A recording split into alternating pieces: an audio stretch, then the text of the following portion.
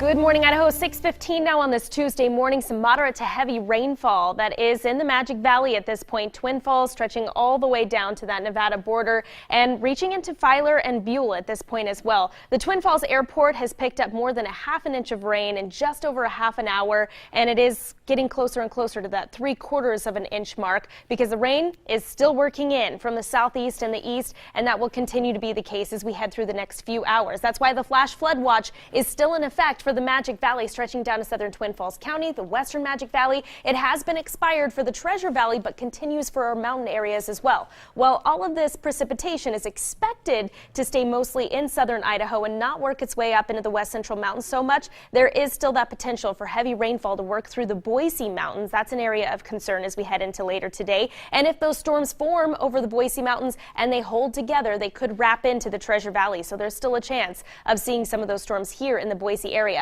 For now, though, partly cloudy skies heading through the day. We get enough sunshine to really boost those temperatures up. 91 it looks like for a high this afternoon. The low pressure system very slow moving, but as it works its way to the north and the northeast, everything's pinwheeling around it in this counterclockwise rotation. So as I roll through a futurecast, you can see how most of the precipitation that we're expecting in the storms, they sort of wrap in from the east and the southeast and in from the north once they form in the mountain areas. So watch this in futurecast today. A chance of seeing those storms develop in the central mountains by the time we hit around midday, 3 p.m., early afternoon, and they do wrap into parts of Ada County. Heading into the evening hours, still a chance of seeing some of those storms. Not as likely for the low end of the Treasure Valley, but still a chance in Boise. And into tomorrow morning, we could see some wet weather. It just keeps pumping in until we hit Thursday, possibly even early Friday, but then some drier weather will work in for the weekend. I know that's really good news for farmers that are doing harvesting right now. Here's a look at the Treasure Valley forecast for today. As I mentioned,